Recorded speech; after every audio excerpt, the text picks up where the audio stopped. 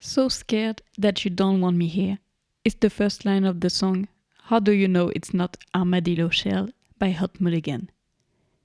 This is something that I have felt a lot and still do sometimes, and I am pretty sure this is a universal experience, especially for us shy and or extroverted people. Today we are diving into social anxiety or even just social awkwardness and feeling like we don't belong or shouldn't be where we are.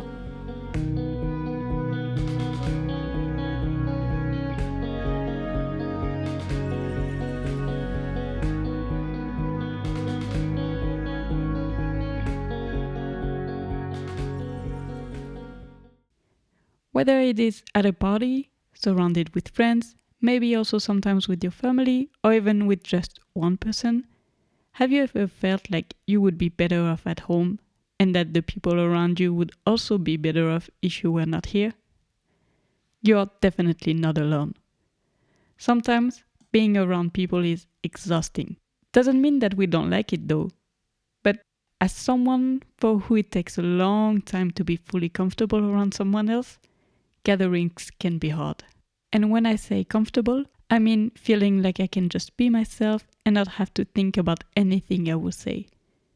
So I don't mean that the other person makes me uncomfortable, but that I make myself uncomfortable on my own. I am constantly thinking about what I will say. Is it relevant? Is it not stupid? Is it funny? How will people take it? But also, I shouldn't cut people off. So now it is too late to say something. And I was about to say something, but someone else cut me off without maybe even realizing it, because I am just so quiet.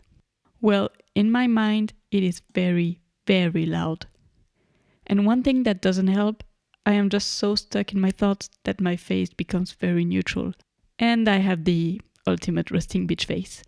I have a funny, in retrospect, story time about a time where I absolutely didn't want to bother someone and just made the interaction very awkward. My boyfriend and I went to North Lane show and Novelists were opening for them. I have liked them for quite a while, so I was super happy to see them live. Oh, and by the way, they are French, which would be a bit relevant later. At the end of the show, Camille, the vocalist, was at the merch stand. My boyfriend jokingly told me that I should go to her and ask her to be a guest on the podcast. Of course, I would love that, so Camille, if you hear this. But I was of course not gonna go ask her. I turn around 1 second and I see my boyfriend talking to her. So I power walk to the merch stand to stop him from asking her. He actually just went and talked to her, said that his girlfriend, so me, was French and really liked them. So she starts asking me questions about me being in Germany, why, if I like it. And my mind was still stuck in, don't go bother her with my podcast. So I just replied with very short answers because I just didn't want to bother her when she was just the nicest. Of course, I still think about this interaction regularly and think about how it must have been awkward for her too. And I also think about everything that I could have said that would have been funny. You know those thoughts in the shower? I should have said that. Yep, exactly that. So if you come and talk to me, there is a very high chance that at first I will give you very short answers. And not because I want to cut the conversation short, but I just think that I am not interesting and that you have better things to do. Another story time, I was at the wedding of one of my best friends. She is very easygoing, will talk easily to everyone and be able to have conversations with them. She's just a natural at it. A yapper, but in the good sense of it. And her brother, it was only my second time seeing him, came to me and I actually don't remember much of the interaction. And for me it was actually quite normal, just short. She later told me that he came to her and was surprised and thought that I was bothered by him because I kept my answers short. He basically was expecting me to be like her, but we are complete opposites on that side. So she reassured him, he didn't bother me, this is just how I am, a bit socially awkward. And I felt a bit bad about it, but from what I understood, he also understood that it was nothing personal. So yeah, I know that people can be genuinely interested in getting to know you, but I am so scared of oversharing that I don't share at all. And yet, I know that there is a huge gap between those two. it just completely refrains me from being spontaneous because everything I say, I think about it before. And usually when I have the perfect reply, it's too late already. And on the other side, it refrains me from having meaningful and deep conversations with people because, as I already said, I am always afraid of bothering them. I will ask them questions about their life because at the same time I need to make sure that they see that I am interested in them. But when something gets too personal, I don't ask so they are not uncomfortable. When actually I think maybe most of the time they would like to talk about it. And I know I will always let people know that if it's too much, they don't need to, and I will never insist. But yeah, I'm just always afraid of making them feel uncomfortable, talk about something they don't want to. And this podcast actually helps me a lot, especially after the first episode. A few people came to me telling me that they are feeling this way too.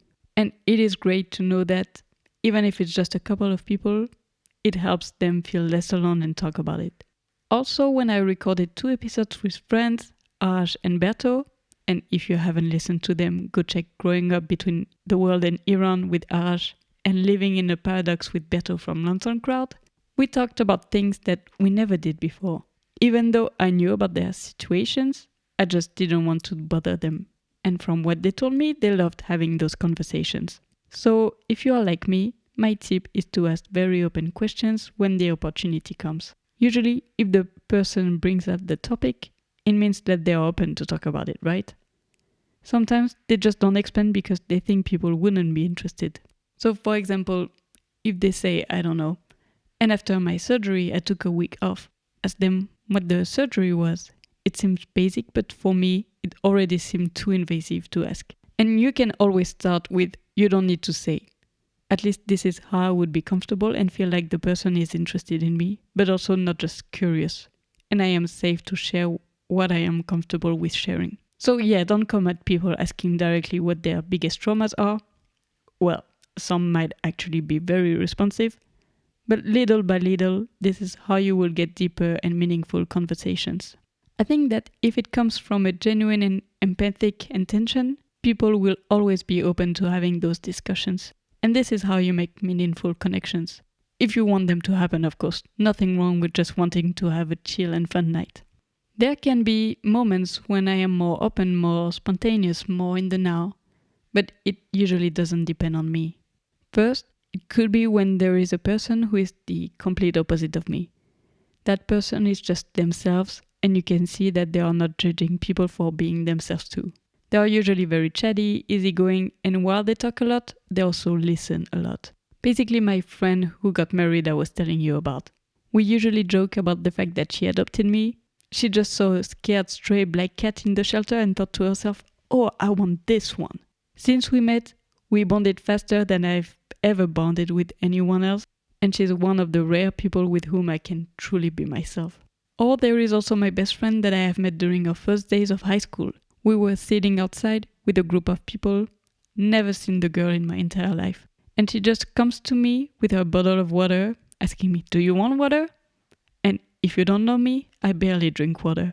I am constantly dehydrated, but my body still works so.